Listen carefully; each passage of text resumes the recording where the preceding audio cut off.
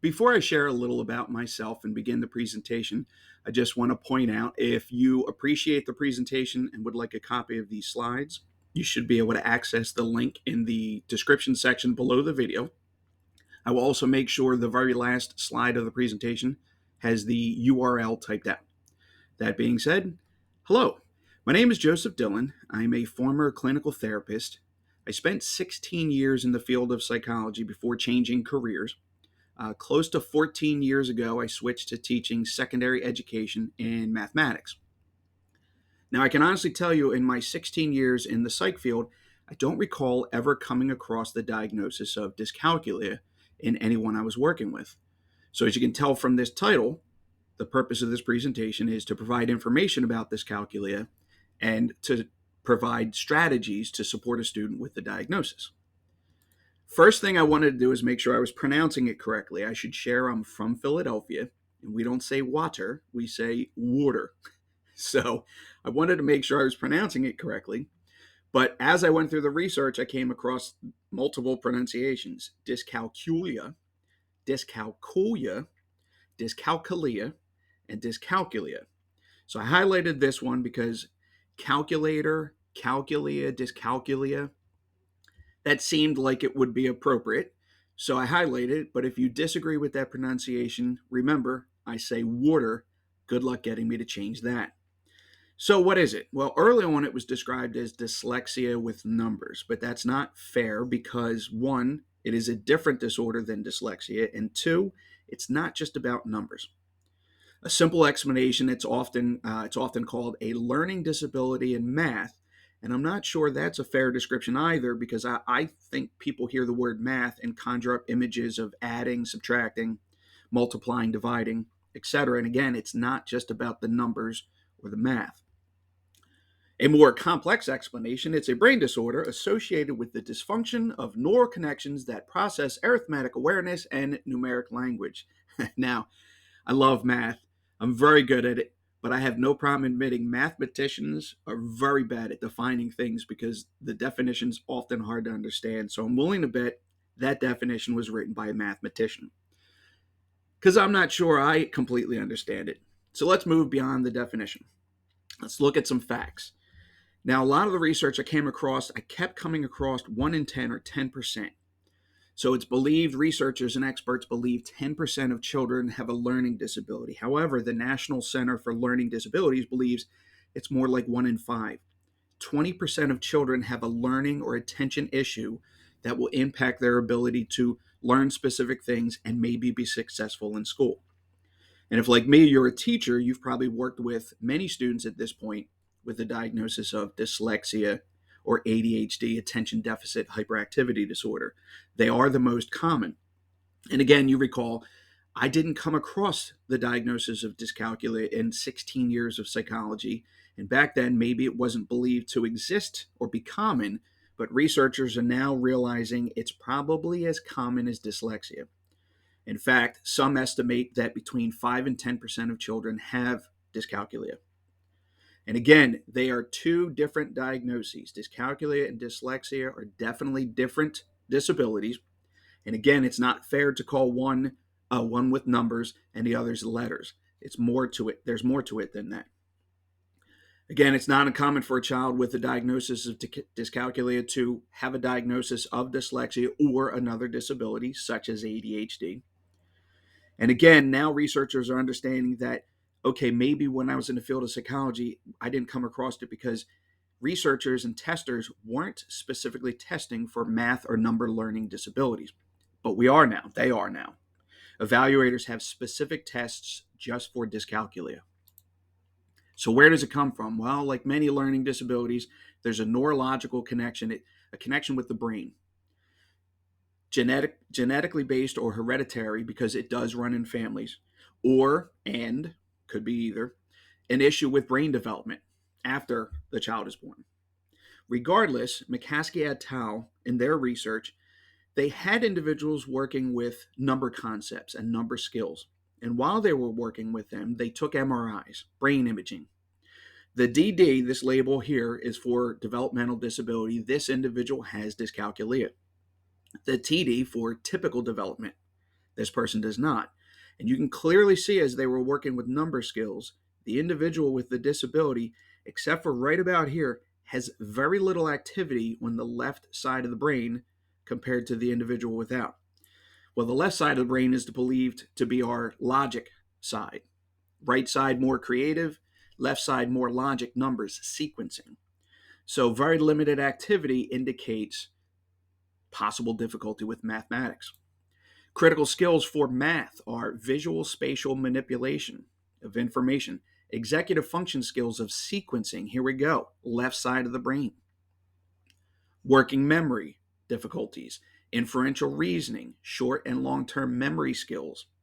An individual with a diagnosis of dyscalculia can have difficulty in one or more, if not all, of these critical areas. Now, on a good note, a student with this diagnosis will most certainly qualify for a specialized education plan in school, a 504 or an IEP.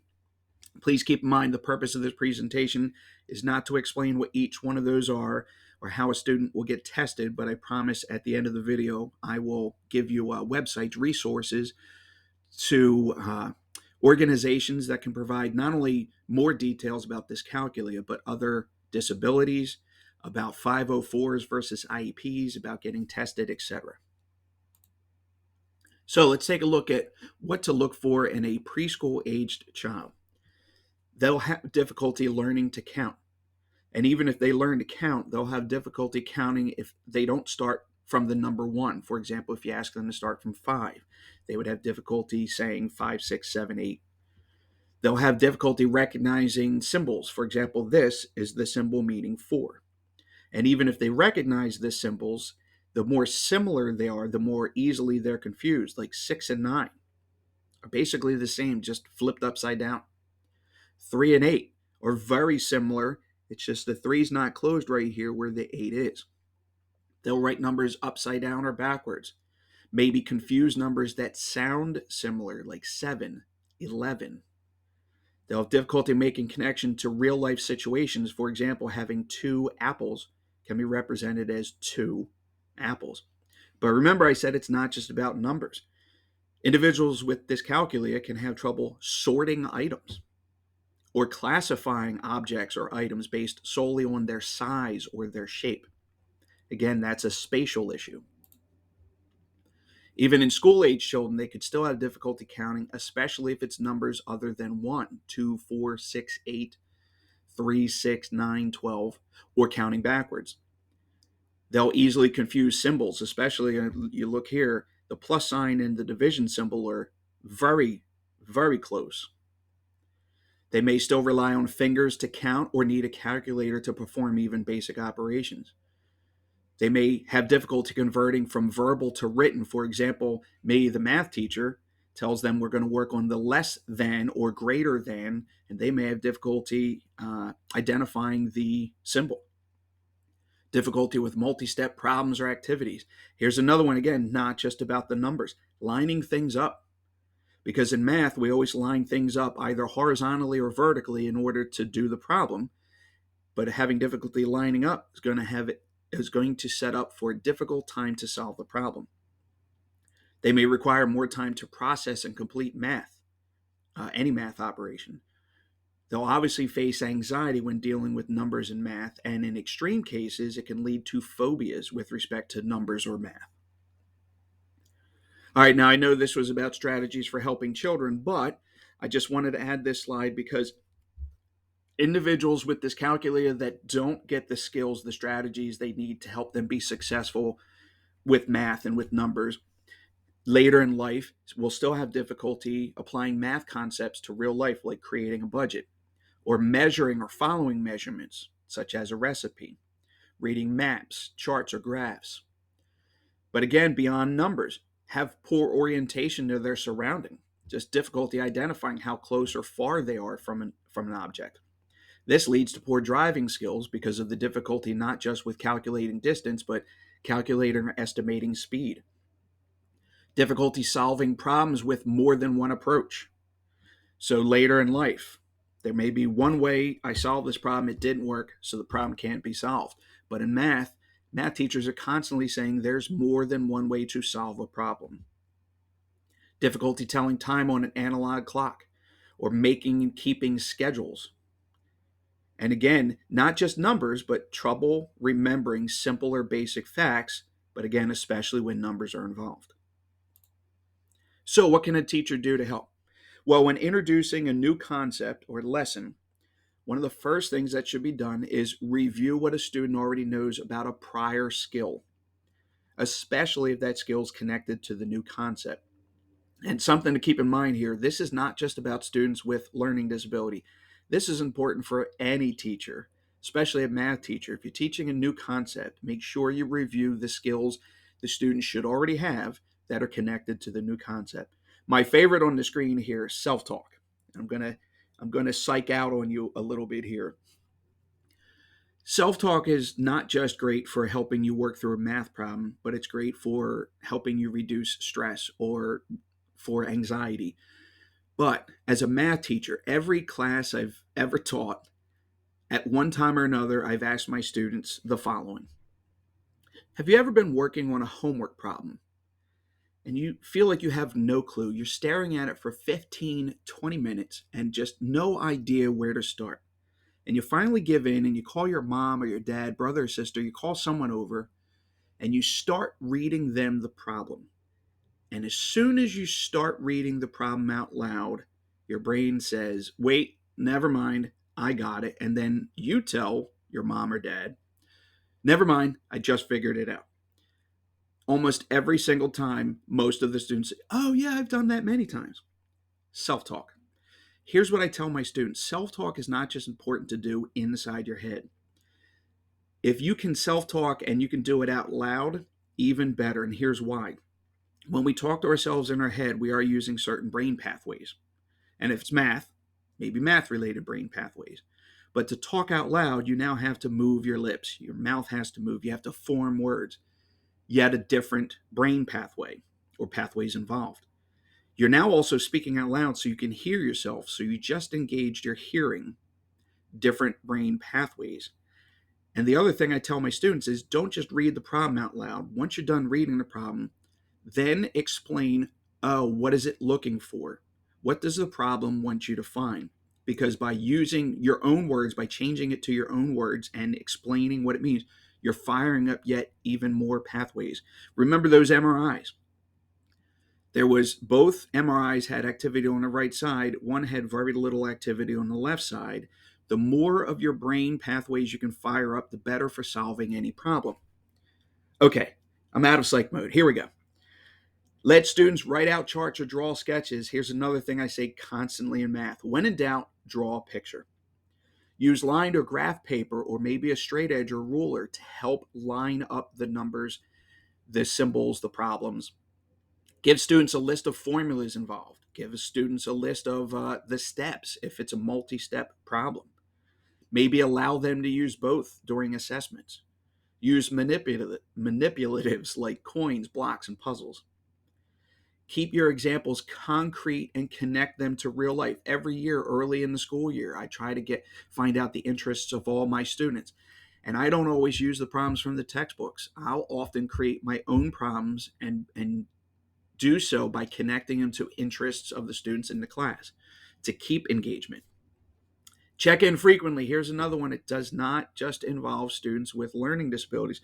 Teachers should check in frequently with all students to confirm understanding. And if understanding is lacking, reteach, show more examples.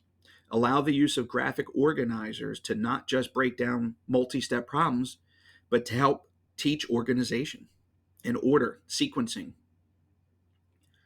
Now you're past teaching the new concept and you're moved on to instruction or assessments. Teachers should separate worksheets when word problems, so separate worksheets for word problems and number problems, and I should probably reverse the order here.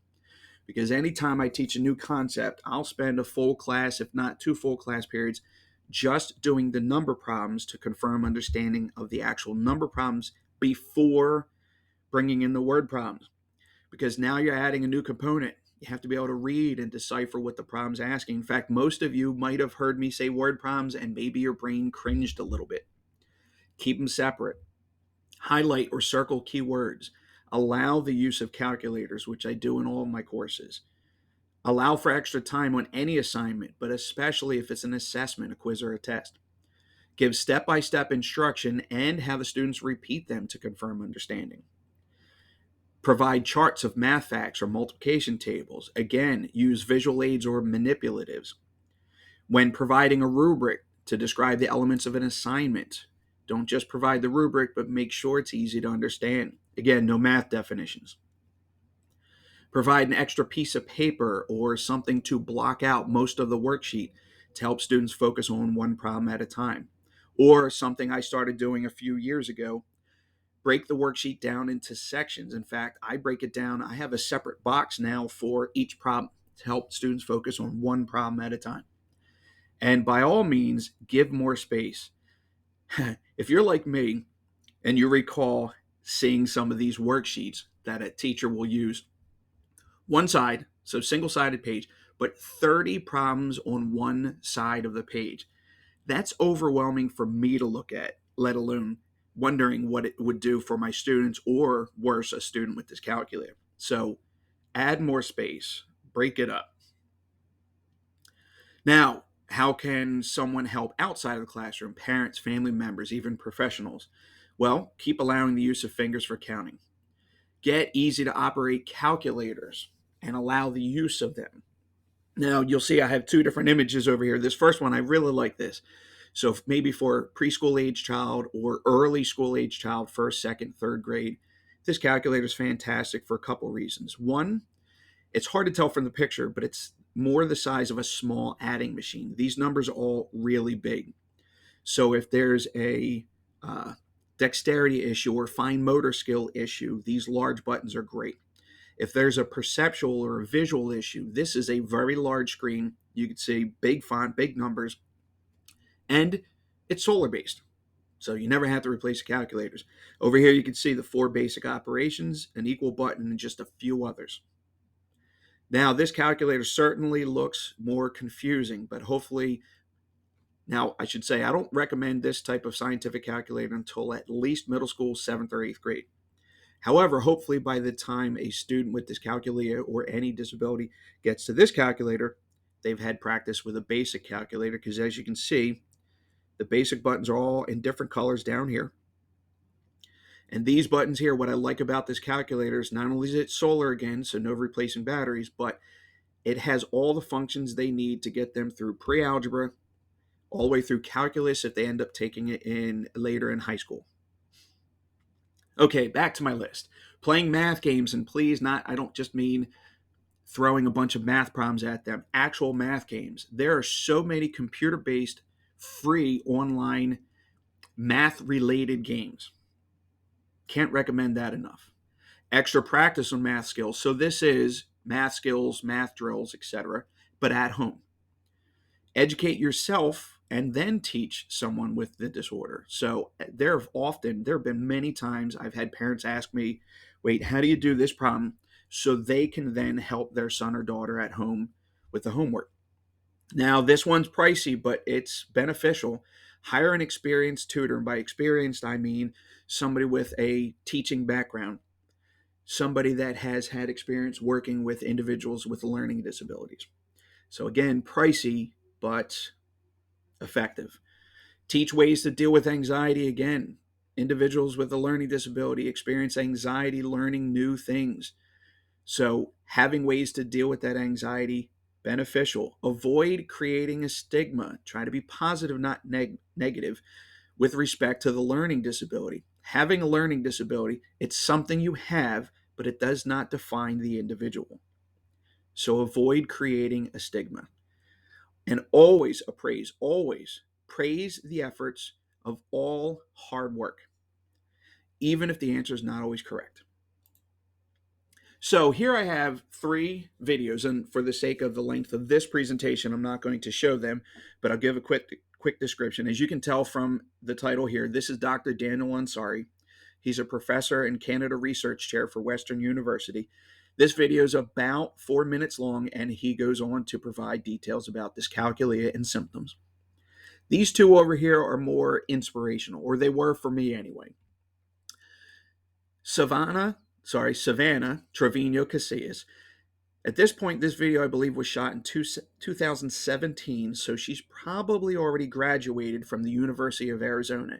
But in this video, it's about 4 minutes long, she shares the difficulties she had early on in schooling and what she did to be successful through high school to get into college. At the time of the shooting, she was a freshman again at the University of Arizona. What she did to be successful. This video down here, this gentleman, this is Aiden Milner. And it's very inspirational because Aiden is not only does not only have a diagnosis of dyscalculia, but he has dyslexia. Aiden is a geologic engineer. And if you know the word engineer, you know that means Aiden does a lot of math and he's really good at it. And what I've really enjoyed about his video, although it's longer than the other two, I believe it's about 15 to 16 minutes, you can see he has his own presentation here, and he shares items that he created or did in school as early as when he was 7 years old.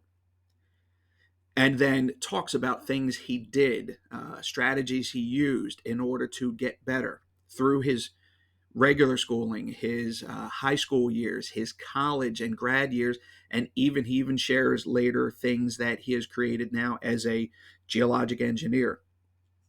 So it's interesting to see the difference and then have him share what he did in order to be successful. And what I like is he openly admits he still uses these strategies today to do well with his mathematics, but yet still can't remember his cell phone number. So, as promised, here are a list of organizations, and this is not an all-inclusive list, but these are some of the sites I had visited. If you get my slides, you can click on each link, it'll take you right to them. Now, the reason I listed Learning Disability Association of America is because I borrowed this image up here. What I really liked about their website is, as you can see, they break the information down for parents of a learning disabled child, or educators, adults with a diagnosis, professionals, or students with a diagnosis. Dyscalculia.org, don't let the name fool you. Their original focus was about dyscalculia, but now they share information about most, if not all, learning disabilities. Understood.org, National Center for Learning Disabilities, which I talked about earlier. And attitudemag.com, you can see capitalized here, ADD. Again, their original focus was attention deficit disorder or attention deficit hyperactivity disorder. But now their website, this organization provides information about all, if not, well, I'll say most disabilities. You can go to any one of these websites and get more information about dyscalculia or a different disability, about getting a child tested, the difference between IEPs and 504s, and about how to get one for your school-age child, etc. So please feel free again to visit any of these sites for further information. Now, the next few slides are my references. I'm going to pause for a couple seconds on each. And you can pause the video if you want to copy any information. If you get a copy of my slides, I set it up so you can click on each URL to take you right to the article or video. Here's the second set of references. And last slide of references.